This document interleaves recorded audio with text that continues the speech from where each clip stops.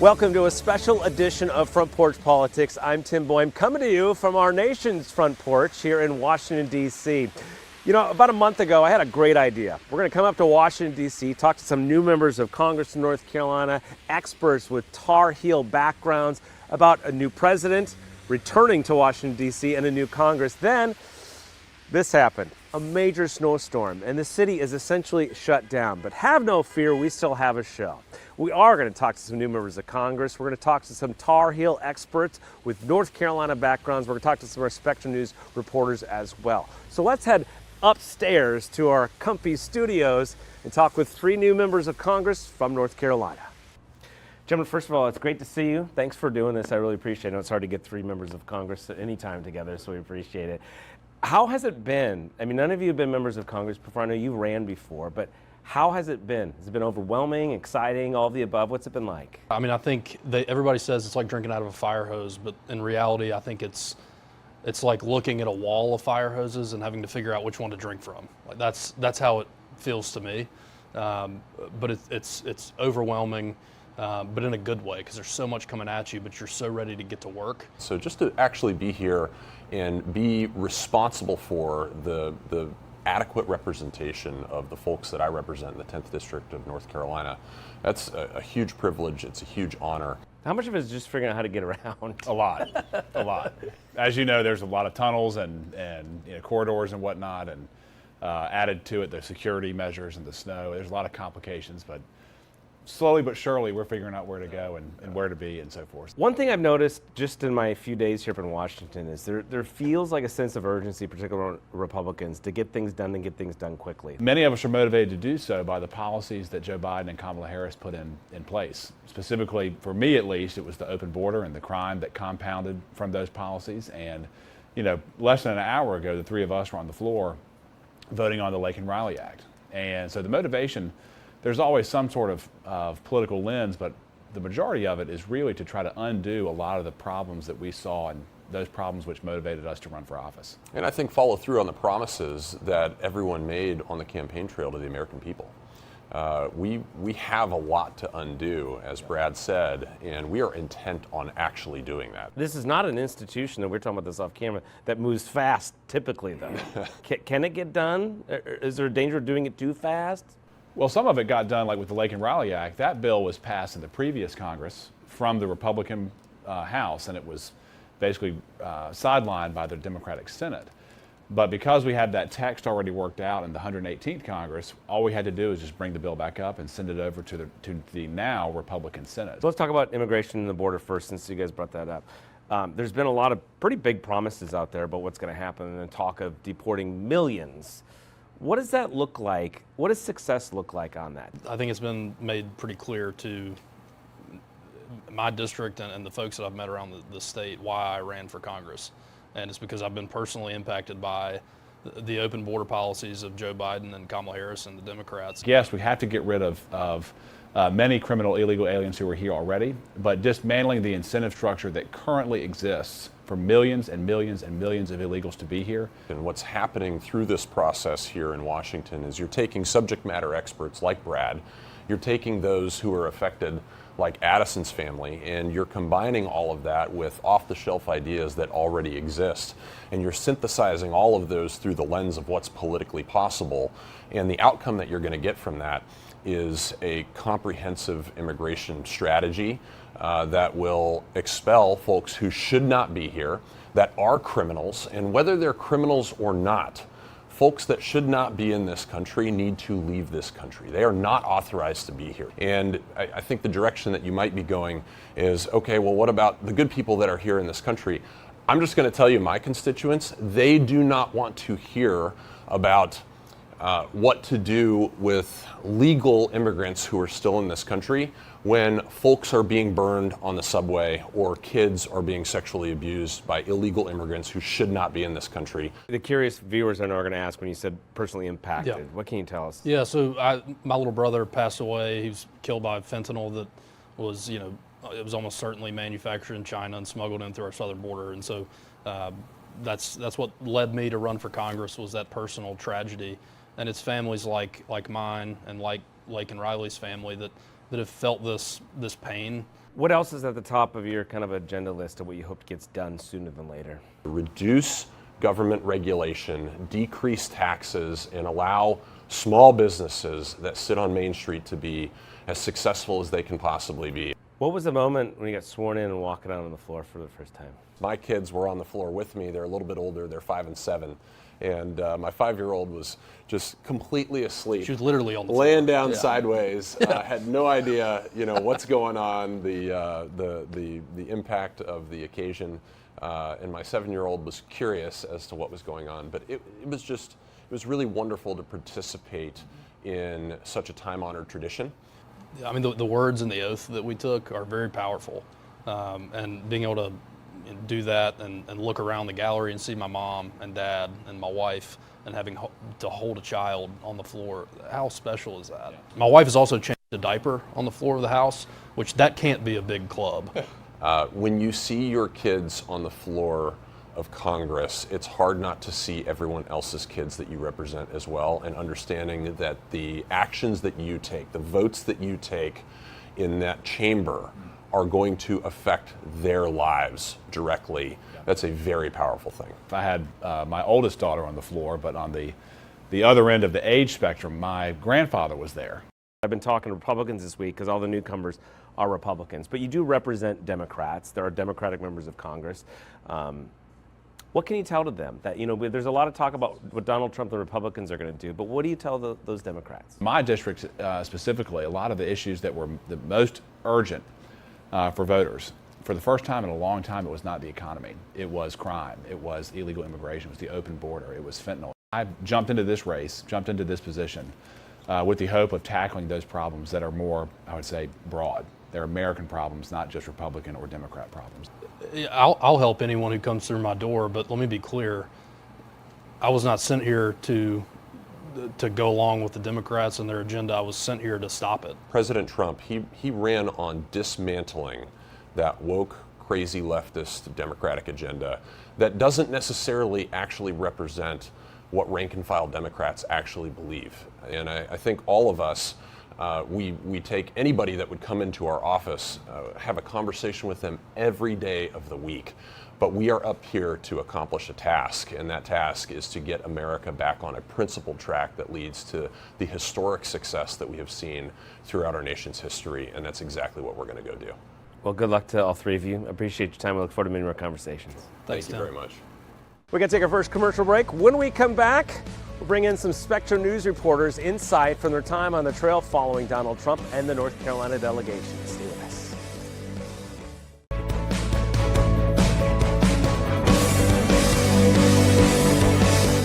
Welcome back to Front Porch Politics. I'm Tim Boyum. We're coming to you from our nation's capital, where they're in the middle of a winter storm warning. We're talking about the new Congress and Donald Trump returning to Washington, having some front porch conversations with folks. We want to bring in now upstairs into our warm studios, Taylor Poplar, it's our national political reporter who followed Donald Trump along the campaign trail, and Reuben Jones, North Carolina congressional reporter as well, for a conversation about what the next term might look like. Taylor, first of all, you covered Donald Trump. What is the feeling here on Capitol Hill, do you think, with him coming in and this? It feels like there's an urgency to do a lot fast.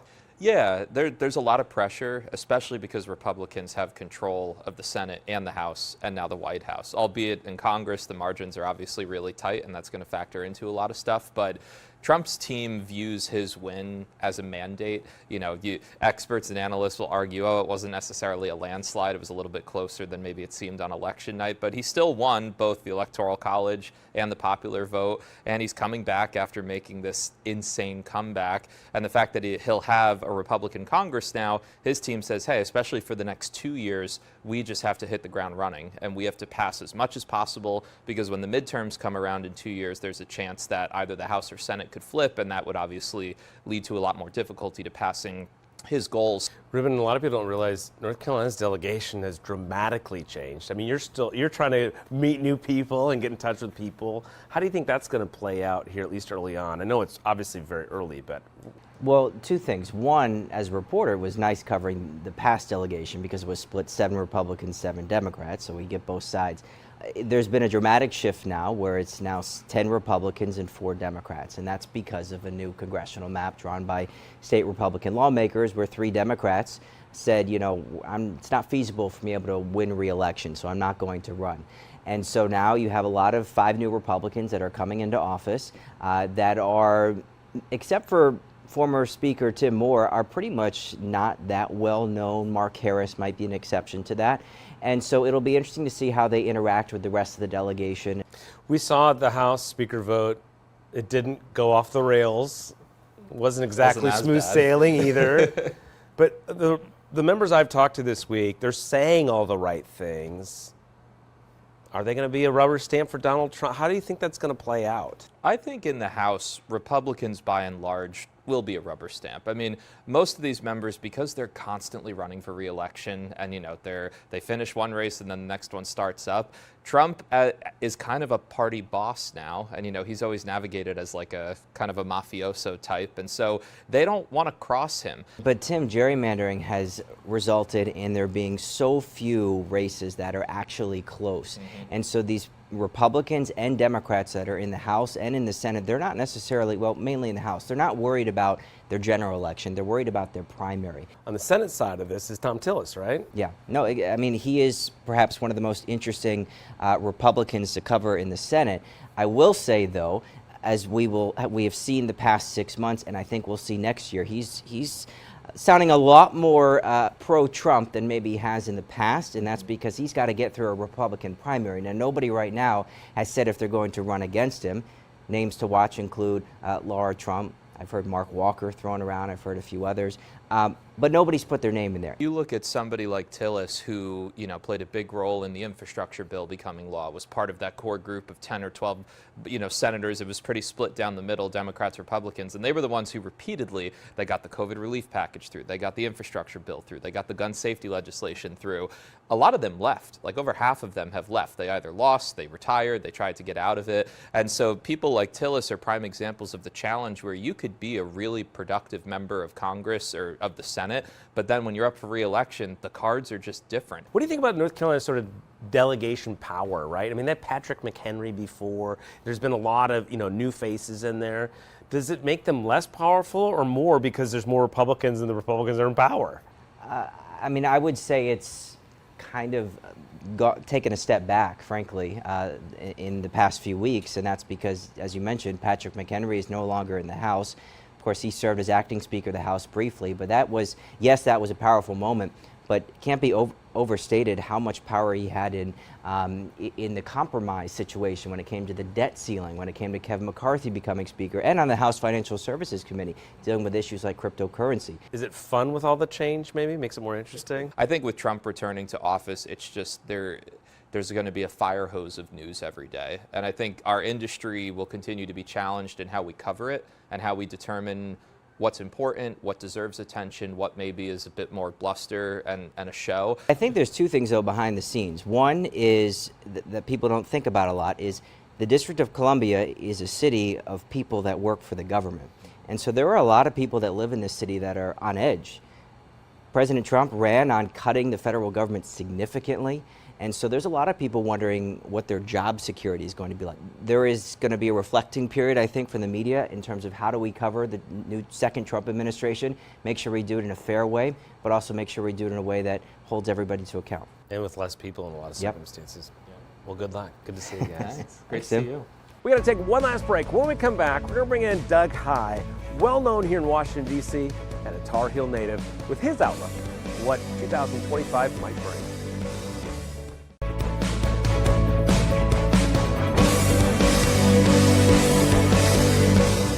Welcome back to Front Porch Politics. I'm Tim Boyum. We're coming to you this month from Washington, D.C., a snowy Washington, D.C., as Congress returns and they await Donald Trump returning to Washington, D.C. We're doing a North Carolina-focused show here up in Washington. I want to bring in Doug High now. He is a North Carolina native, but big ties here in Washington, D.C. On the Republican side here, he was the communications director for the National Republican Party back in the day, also worked with several members of Congress. Has an interesting outlook on what 2025 might bring. Let's talk about D.C. We got Donald Trump coming to town pretty soon. What do you think the mood and expectation is here in Washington right now? Well, there are two Washingtons. right? There's Washington, which is what most people think of with the marble buildings, the Capitol, the White House, and so forth. That's official Washington. And that's making a preparation for Trump. Then there's D.C. That's everybody else who doesn't necessarily work in politics. It's the restaurants and the bars and the sporting events and so forth. That's a whole other thing. That's where the 95% of D.C. are registered Democrats. For official Washington, there's excitement. Depending on who you talk to, there's excitement. There's trepidation. There's a combination of the two for some of those. And there's the unknown of, we know what Donald Trump has talked about, what he's going to do on day one, day two, and so forth. But what's really going to happen, and what's going to happen when you have such a slim majority in the House of Representatives? Yeah, the thing that seems really different to me than 2017, I guess it would have been, is they're very focused about coming in and getting certain things done. That seems certain to me. Can it get done, though? I mean, there's a lot of big promises on the table. Yeah, the short answer is I don't know. But what we know is this is a much more disciplined operation than it was before. If you talk to folks who were in New York on election night on 2016, nobody was more surprised that Trump won than Trump and his team. I had conversations with Sean Spicer the week before the election where he was telling me, we're going to lose. And typically when somebody tells you they're going to lose, you believe them. In every campaign you hear, we're going to win, maybe, maybe not. But somebody tells you they're going to lose, you believe it. So he's had a team in place. They're smart, they're disciplined, and they have things that they want to do. Should we expect chaos, though? For better, for worse, not meaning that it's going to be bad chaos, just chaos. I think, yes. And where we may see that is from the FBI, from the Department of Justice. Those are some of the areas where there are real concerns about what Trump or deputies or deputy assistant secretaries or what have you under Trump are really trying to be as aggressively MAGA as possible to please the boss. That's where we may see some of the things that Trump has talked about really come into play that have people here worried. But I also think there's a real concern. You hear the term mass deportations every day. I'm not convinced that that's going to happen. And if I were advising Trump, I would tell him to do what he did with executive orders. He would sign an executive order. Who knows what it really said? It probably didn't, most of the time it didn't say much. But we would hold it up and say, look, I just did something today. And people would see that and it would register with them. And so, if all of a sudden Donald Trump has a press conference and it's a picture of, this drug lord or that murderer or so forth who's been kicked out of the country, what American's going to be opposed to that? Tom Tillis is up for election in 2026. Obviously, a lot of people watching him. He's got an interesting relationship with Donald Trump. Are people watching it closely here in Washington, too? It's going to be a close race. Tillis knows that. Look at everything that went on in the Mark Robinson race, and it was still somewhat close given all of that. And so it's going to be a tough race. Tillis is prepared. He's raising money. I think he's operated as smartly as possible. But it's North Carolina. It is a purple state. One of the things I would try and remind people of all the time, and to me it's the most astounding stat for North Carolina, is that Republicans haven't elected an attorney general since 1896. We typically look at who are our senators and who's the president, and that tells us if a state is red or blue. That doesn't apply in Carolina. Do you think he can get Donald Trump's endorsement or wants it? And could that end a primary and make things much different for him? Oh, the answer to both is yes. When Donald Trump endorses in a primary, I always say it's not determinative. Trump endorses people and they win or they lose. But it is certainly a boost, right? Madison Cawthorn got it twice, essentially, right? Trump doubled down and said, no, give this guy a second chance, and voters said, no, we're going to go with Chuck Edwards. One last question for you. North Carolina's delegation has changed dramatically. Mm-hmm. I thought it was going to be a basketball question. We don't want to talk about Carolina basketball right now, I don't think. Patrick McHenry, very powerful, has left. How do you think that plays out for North Carolina and its influence? And obviously, is Richard Hudson the most powerful North Carolina member of Congress now? Probably so. Look, Patrick McHenry was my favorite member of Congress. I'm completely biased in that regard. I first met him in the 2004 campaign when Burr was stuck in D.C. working on the tobacco buyout, and he came and subbed, and we traveled in Lenoir and Salisbury and places like that. I said, who is this guy? He's really good. And he's obviously been able to work very effectively within the party, look at the role he played in the speakership and securing that for Kevin and so forth, and then moving forward at financial services. Virginia Fox, who's my member of Congress, basically, she's not the chair anymore. She's still the hardest working member of Congress, but Richard's NRCC chair, and I've known him since basically 1990. He's going to work hard, and he delivered a majority. He's obviously working to keep that majority this time. Doug, good to see you, man. Thanks for You coming too. in off the snow. I apologize. It's the only reason I would dress down and shamelessly wear a UNC sweatshirt is because there's 6 inches of snow on the ground. All right, we got to hit the road and head back to North Carolina and turn up the heat, too, as always. Thank you for watching. It's time to find more interesting stories about incredible people in the great state of North Carolina. We'll see you next month. Thanks for watching our YouTube channel. Let Spectrum News be your resource for balanced, in-depth political coverage. And click the subscribe button here. You can also download our app and watch us on TV to learn more about the candidates, where they stand on the issues, and more. We'll see you then.